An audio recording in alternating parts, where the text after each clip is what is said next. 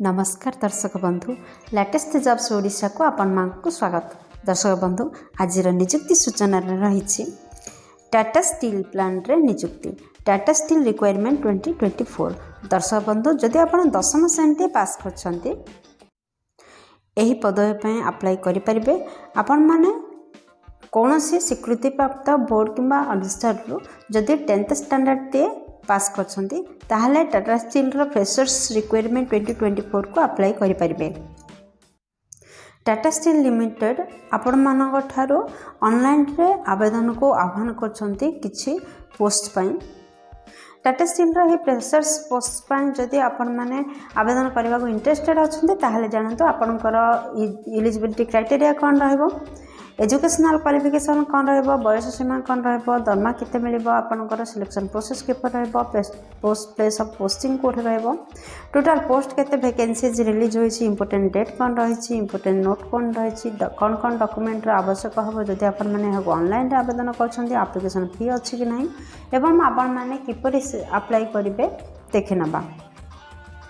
दर्शक बंधु मुझे नहीं आसी यार ऑफिशियल वेबसाइट पेज को जदि आपण मैंने पेज रे पहुँचवा चाहते ताहले आपण मैंने देखुवा वीडियो तले डिस्क्रिप्शन बॉक्स रे यही वेबसाइट रो लिंक टी प्रोवाइड कर दि जाए। आपण मैंने सेठारे क्लिक कले आपण मैंने पेज रे पहुँच पारे। टाटा स्टील फ्रेशर्स रिक्वायरमेंट 2024 रो डिटेल्स रे देखंतु। ऑर्गेनाइजेशन नेम होची टाटा स्टील लिमिटेड ओडिशा। ओडिशार टाटा स्टील लिमिटेड तरफ विज्ञप्ति प्रकाश पाई। टाइप ऑफ जॉब होची परमानेंट टाइप रो जॉब कैटेगरी रही ओडिशा सरकारी निजुक्ति। एप्लिकेशन मोड ऑनलाइन रोची। आपण माने निज निज मोबाइल किंबा कंप्यूटर किंबा कौन कॉम्पिटिटिव पॉइंट रे आपण माने एहाको आवेदन करि परिबे। के माने आवेदन करि परिबे देखंतु आम भारतर समस्त कैंडिडेट एथि आवेदन करि परिबे।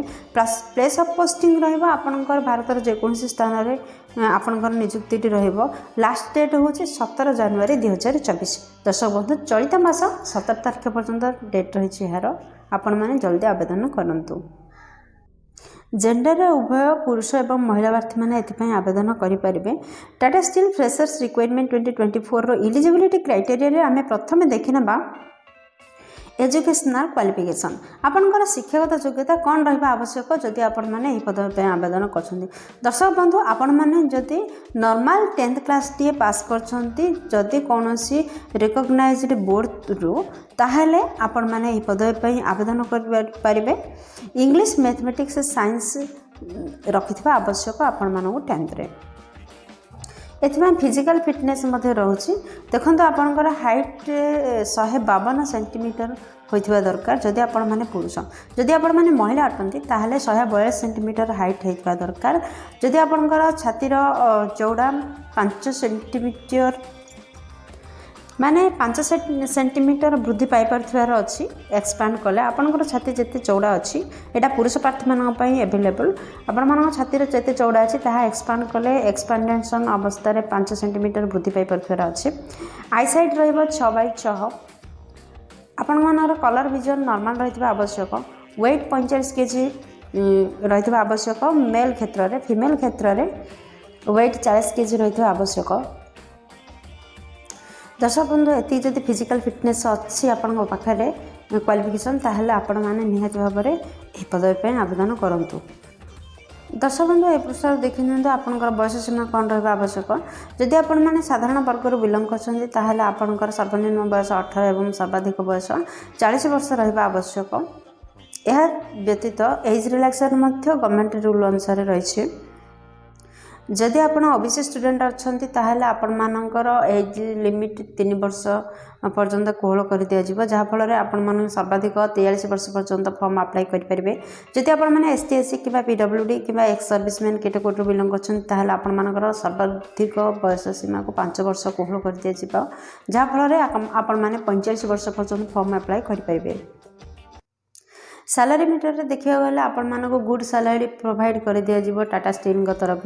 सिलेक्शन प्रोसेस आपनकर किपरि रहउछि देखंतु। आपनकर इंटरव्यू नियाजिवो एवं डॉक्यूमेंट वेरिफिकेशन कराजिवो।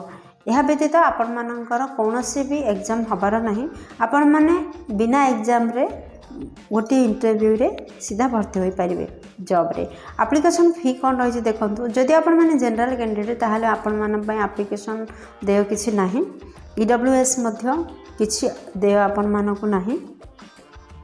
एथर आप बुझीपारे general EWS OBC female candidate ST SC physical handicapped कौन भी केस थ्रू आप बिलंग करते कौन एप्लिकेशन फी ना आपण मैंने फ्री रे अप्लाई करें। Tata steel fresher requirement 2024 important document कौन रही आवश्यक देखो। दर्शक बंधु जदि आपण मैंने ऑनलाइन आवेदन करने को चाहते ताहले आपण मानक कौन कौन डॉक्यूमेंटर निहाती आवश्यकता रही देखो। फर्स्ट रोचे क्वालिफिकेशन सर्टिफिकेट, सेकेंड रोचे जन्म प्रमाणपत्र बा बर्थ सर्टिफिकेट, थर्ड रोचे दुईटी colour photo recent passport size colour photo दुईटी, फोर्थ रे इंटर्नशिप सर्टिफिकेट आवश्यकता रही, फिफ्थ रे रजिस्ट्रेशन सर्टिफिकेट विथ वैलिडेशन आवश्यकता रही, सिक्स्थ रे आपण मानकर कैस्ट सर्टिफिकेट आवश्यकता रही। जदि आपण माने साधारण कैस्ट व्यतीत अन्य कौन भी कैस्ट बिलंग कर जाति प्रमाणपत्र आवश्यकता निहाती रही। सेवेन्थ रे रोचे जदि किसी एक्सपीरियंस अच्छी ताहले एक्सपीरियंस सर्टिफिकेट आवश्यकता रहिबो। दर्शक बंधु ये 7टी डॉक्यूमेंट को रेडी करंतु आपण माने एहाको ऑनलाइन रे जल्दी आवेदन करंतु।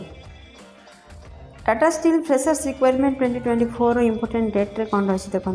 दर्शक बंधु 6 जनवरी आपंकर अप्लाई स्टार्ट हो सारानी, 17 जनवरी पर्यंत आपंकर अप्लाई चालू रहिबो। सो आपण माने कौन करेंगे ना 17 जनवरी मध्य अप्लाई करंतु।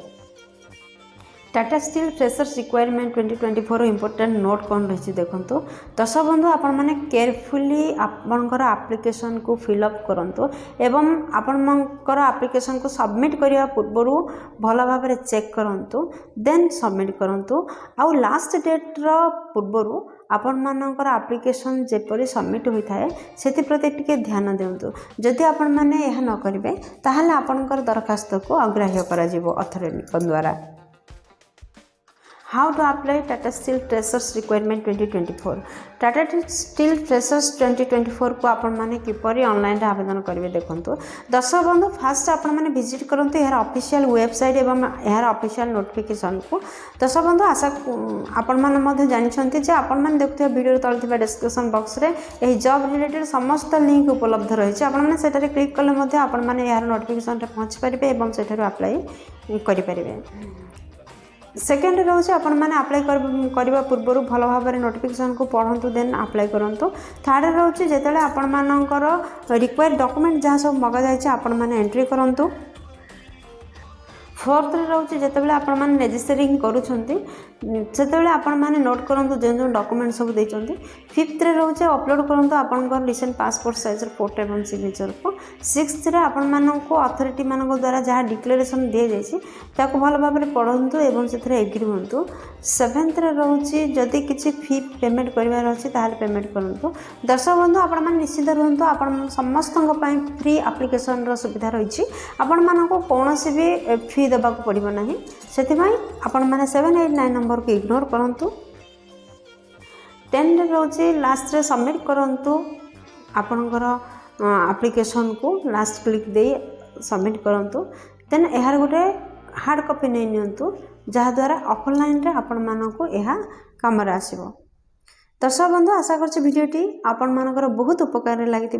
जदि किसी भी उपकार करें वीडियोटी को गोटे लाइक कर दिंतु, सांग मान सहित यथेष्ट परिमाण में शेयर करूँ। जदि चैनल रे नुआ अछंती चैनल को सब्सक्राइब करी बेल बटन रे प्रेस करी आल रे सेट कर दिंतु, जहाँफल प्रतिदिन प्रकाश पाउथबा नुआ नुआ सरकारी नियुक्ति विषय प्रथम आपण सूचना पाई परिबे। दर्शक बंधु आपणकर बहुमूल्य समय व्यय वीडियोटी को एपर्यंत देखिथिबारु आपण मानक अशेष धन्यवाद।